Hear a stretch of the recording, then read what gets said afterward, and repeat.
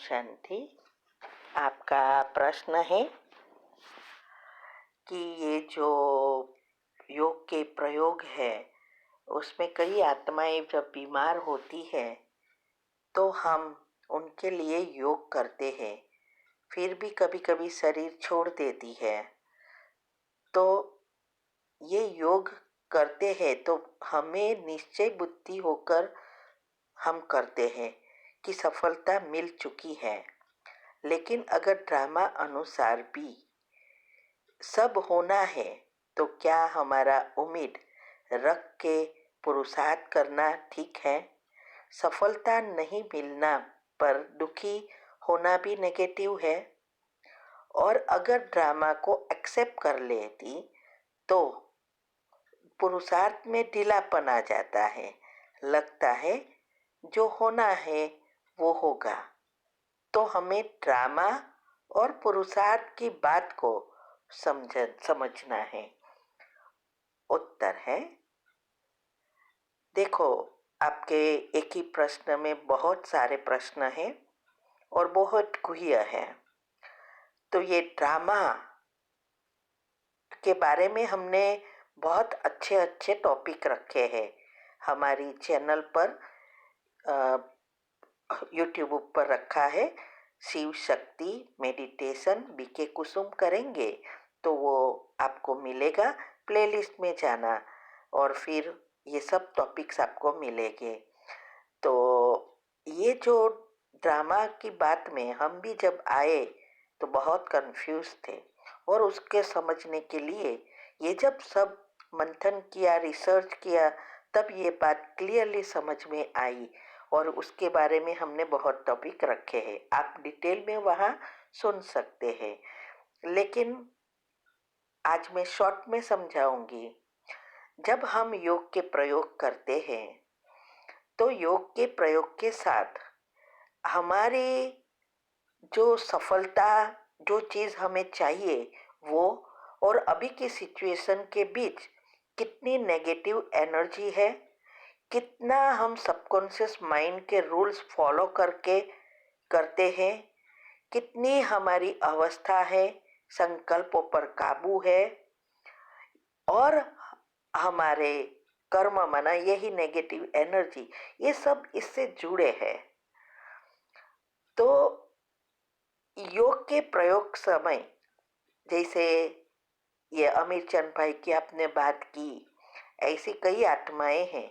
अगर वो बीमार है, चलो सोच लो कि बीमार है और हम योग के प्रयोग करते हैं, तो ये सब चीज उसके ध्यान में रखते हुए अगर हम करें और उसका जो नेगेटिव एनर्जी है उसको समाप्त करने के लिए हम करते हैं, हम बाबा से शक्ति लेकर उस आत्मा में प्रवाहित करते हैं, तो उसके संचित कर्म भस्म करने होते हैं। तो अगर उसका संचित कर्म भस्म हो गया और हमने ड्रामा अनुसार उसकी डेथ फिक्स है तो हो जाएगी, लेकिन उसको मदद मिलेगी उसके शरीर छोड़ने में। जो तकलीफ है या बीमारी की जो तकलीफ है वो महसूस नहीं होंगे और संचित कर्म भस्म होंगे। कई बड़ी आत्माएं हैं, दादिया देखो, सब देखो ना, तो हम उसको बाबा की शक्ति लेके सकाश देते हैं। फिर अगर सभी कुछ अच्छे हो जाए तो किसी की मृत्यु ही नहीं होती है ना। तो ये सब बातें बहुत गुह्य और समझने की है।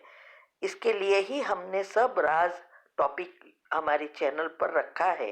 यूट्यूब पर आप एक एक ग्रुप के टॉपिक लेके सुनेंगे। कर्म की गुह्य गति बहुत सूक्ष्म है, तो ये हम सब करते हैं। उसमें और भी बहुत कुछ चीजें हैं कि वो आत्मा सामने वाली कितनी लेती है, देने वाला कितना सक्षम है। क्योंकि क्या है, खुद के संस्कार अगर हम परिवर्तन नहीं कर सकते तो औरों को कैसे पहुंचेगी। और लेने वाली भी प्रॉपर चाहिए। रिसीवर अच्छा नहीं है तो टीवी में भी अच्छा क्लियरली नहीं आएगा ना, एनर्जी नहीं पहुंचेगी। ऐसा ही यहाँ है। तो ये ड्रामा जो है वो अलग चीज है, नसीब अलग है, और पुरुषार्थ अलग चीज है। तो ये पुरुषार्थ के समय हमें ड्रामा यूज नहीं करना है। पुरुषार्थ तो करना ही है, जब तक हम संपूर्ण ना बने तब तक। तो वहां अगर ड्रामा समझेंगे तो अलबेले आलस्यपन आ जाएगा। ड्रामा वहां समझना है, कोई भी चीज हम कर रहे हैं और हमें बहुत पुरुषार्थ करते भी अगर सफलता नहीं मिलती तो ड्रामा। लेकिन जब तक सफलता ना मिले हमें करते ही रहना है, पुरुषार्थ नहीं छोड़ना है। या कोई चीज वस्तु के लिए हम कर रहे हैं तो उसको भी, जैसे जॉब है, अगर जब तक वो पोस्ट खाली है तब तक हमें करते रहना है। अगर पोस्ट फिल हो जाए, माना जगह पूरी कोई को दे दे, तो फिर हमें ड्रामा समझना है। तब तक हमें पुरुषार्थ करना है। तो हर एक चीज में ऐसी ड्रामा नसीब को समझना है। तो कई बार हमने देखा 3 साल भी लगे हैं हमें, और कई बार हमारे परिवार वालों के साथ जो हिसाब किताब है, तो वो तो नसीब के अनुसार कई कर्म तैयार हो गया है फल देने के, वो देते रहेंगे। हमारा काम है परमात्मा से शक्ति लेकर उस आई हुई सिचुएशन को समाप्त करना, उस आत्माओं को क्षमा करना और सकाश देना। तो उसमें थोड़ी लिमिट होती है कि चल हमने 1 महीना किया तो परिवर्तन हो जाएगा, नहीं। वो तो हमें करना है जब तक वो हम संपूर्ण ना हो जाए। स्वर्ग हम सोच ले कि कल स्वर्ग आ जाए तो क्या आ जाएगा? कितने साल हो गए? तो उसके लिए हमें अंत तक पुरुषार्थ करना है, जब तक सृष्टि परिवर्तन ना हो जाए। तो ड्रामा फिक्स है, नसीब और पुरुषार्थ फिक्स नहीं है। कर्म की गुह्य गति में भी हमने थोड़े एग्जाम्पल दिए हैं। जैसे हमारी पिछले कर्म जो पककर तैयार हो गए हैं, उस अनुसार हमारा नसीब बनता है, बैलेंसिट होती है। न्यूरॉन और इलेक्ट्रॉन, प्रोटॉन और न्यूट्रॉन, ये तीनों एनर्जी का बैलेंसिंग होता है और हमारा नसीब बनता है। उस अनुसार हमें माँ बाप, भाई बहन, फिर पति, बच्चे, पत्नी, सब ये सब परिवार मिलता है। अच्छी या बुरी नौकरी मिलती है, एजुकेशन मिलता है, ये सब नसीब अनुसार मिलता है। अभी उस घर को स्वर्ग बनाना, उसमें पुरुषार्थ है, उसमें नसीब नहीं है। अच्छे व्यवहार करके सभी के साथ हिसाब किताब चुकतू कर नया पुण्य बनाना, ये पुरुषार्थ है, वो नसीब नहीं है, नहीं ड्रामा है। ऐसे ही जैसे नौकरी, अच्छी नौकरी मिलना, ये हमारा नसीब है, भाग्य है। लेकिन इस सिचुएशन में, दुनियावी जो सिचुएशन है, उसमें नौकरी को टिकाए रखना, वो भी परमात्मा के नीति नियम अनुसार टिकाई रखना और उसमें आगे बढ़ना, कैरियर बनाना, वो उसमें पुरुषार्थ है, वो नसीब नहीं है। ऐसे हर चीज में होता है। धन, पैसा, संबंध, सब चीज में ये होता है। और उसके लिए हमारी बुद्धि कितनी शुद्ध पवित्र है, उस अनुसार हमें सफलता मिलती है। तो बहुत गुह्य समझने की बात है, 5-10 मिनट में नहीं समझा सकता।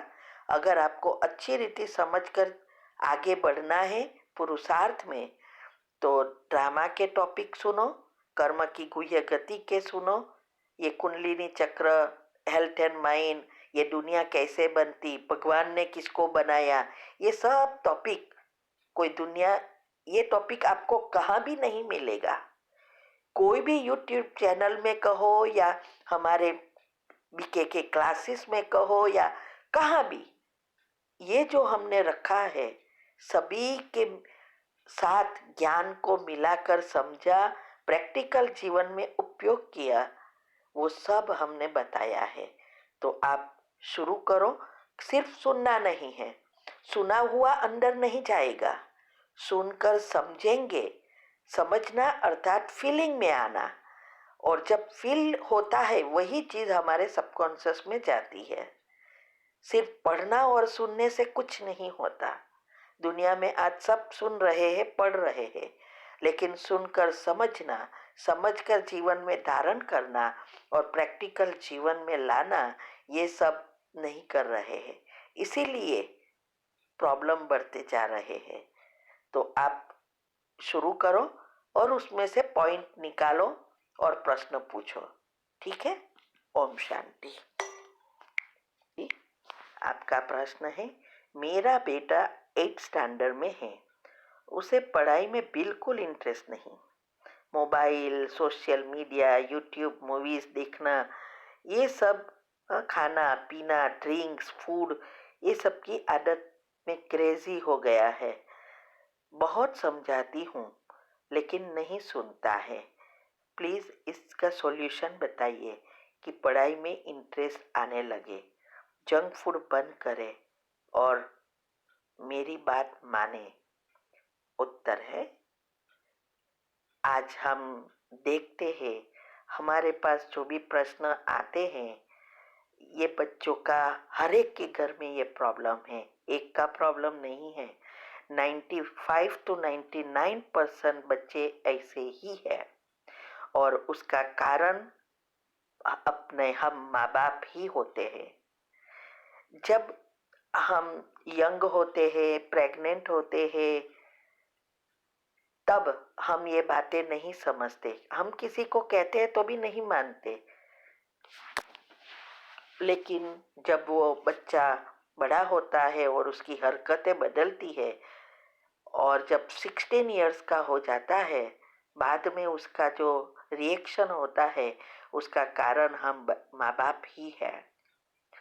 क्योंकि प्रेगनेंसी के लेकर 6 साल तक तो हमारे घर में जो कुछ होता है, जो कुछ हम सोचते हैं, वो सब उसके सबकॉन्शियस में जाता रहता है। क्योंकि कॉन्शियस माइंड डेवलप बाद में होता है और उस अनुसार हॉर्मोन्स बनते हैं।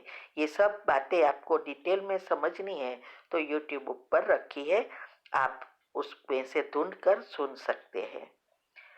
तो ये जो है,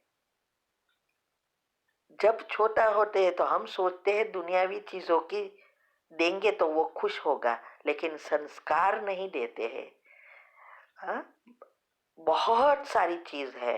हेल्थ एंड माइंड के टॉपिक में हम समझेंगे कि कैसे माइंड काम करता है और कैसे संस्कार बनते हैं। तो ये सब का कारण पहले तो समझो खुद है। दूसरा, जैसे जैसे वो बड़ा होता है, ये सबसे बड़ा एडिक्शन है मोबाइल और टीवी, जो ड्रग से भी खराब है, शराब से भी खराब है। लेकिन हम छोटे बच्चे होते हैं तब ही देना शुरू कर देते हैं। फिर हम कहते हैं क्या करें, क्या करें, नहीं, उसको ये बातों को अच्छी रीति समझना है। जो भी ये यूट्यूब ऊपर भी आप सुनेंगे, तो वो बात जो भी यंग कपल है, माँ बाप है, उसको जरूर वो सुनो, समझो और ध्यान में लाओ, वरना बहुत पछताएंगे। तो उसके लिए अभी एक ही रास्ता है, मोबाइल ले लो, ये खाना पीना में कंट्रोल करा दो। पनिशमेंट ऐसी देनी है कि मोबाइल ना मिले, टीवी नहीं देखना है, पढ़ने में ध्यान करना है, उसको भी मेडिटेशन से सकाश दो। मुख से बोलने से कुछ नहीं होने वाला, अंदर जाएगा ही नहीं, क्योंकि सारा उसका नेगेटिव लेयर्स है। और आप भी सारा दिन यही सोचते रहते हो, ये करता है, ये करता है, सारा दिन नहीं मानता, तो वो जो आप सोच रहे हो वही वो करता रहेगा। आपके और उनकी नेगेटिव एनर्जी बाहर आप खुद ही ला रहे हो। और आपके घर वाले, आपके सगा संबंधी, जिसको भी ये बात समझ में आती है, सुनते हैं और फिर वही सोचते हैं, तो वो भी उसके कर्म में ऐड होता है। आप उसकी नेगेटिव एनर्जी निकालने में उसको सहयोग दे रही हो। तो पहले 10 सबकॉन्शियस माइंड के जो 10 नियम हैं वो अच्छी रीति फॉलो करना है। सुबह में रोज वो जब सोता है तब आपको जो कहना है वो पहले कहना है। जैसे अभी आप मुख से बोल रहे हो, वो योग में उसके साथ विजुअलाइज करके वार्तालाप करो। और फिर अंत में सोचो कि अब ये सब बातें उसको समझ में आ गई, ये बहुत अच्छा हो गया है, अब सारी बातें समझता है और अभी पढ़ने में बहुत अभी अ, अ, पढ़ने में बहुत लगन लग गई है और सब कुछ छोड़ दिया है। अब ये सब जो आपको चाहिए, एक लिस्ट बनाओ कि आपका बेटा कैसा आपको चाहिए।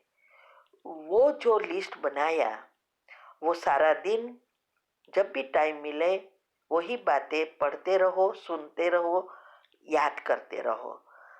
तो जब वो भी वाइब्रेशंस उसको इफेक्ट होगा। जब भी आपको याद आए कि ये टीवी देखता है, ये कहता है, तुरंत ही 3 बार कैंसल करो, कैंसल कैंसल कैंसल। और उसका पॉजिटिव बहुत अच्छा है, बहुत मेरी बात सुनता है, ऐसी 3 बार भरो। ऐसा करते करते पहले तो उसका नेगेटिव लेयर और आपकी नेगेटिव उत्पत्ति बंद करना है, तो ये सकाश काम करेगी। और सुबह में अमृत, पावरफुल अमृत वेले के बाद एक ही जगह पर एक ही समय पर बैठकर आप खुद पहले कमेंट्री लिखो और बनाओ। और फिर जैसे मैंने कहा, अंत में आपको जो चाहिए वो हो गया है, ऐसा सोचना है। मेरे पास ऐसे ऐसे बातें, केसेस आए हैं और इतने बच्चे परिवर्तन हो गए हैं कि वो 100% लाना शुरू हो गए हैं। ऐसे भी केसेस है, लेकिन पहले एफर्ट्स हमें लाना पड़ेगा, ये स्ट्रिक्ट बनना पड़ेगा, सिचुएशन का सामना करना पड़ेगा, तब आप सक्सेस प्राप्त करोगे। और इसके पहले सबसे बड़ी चीज आपका योग और पॉजिटिविटी बढ़ानी पड़ेगी। ठीक है। ओम शांति।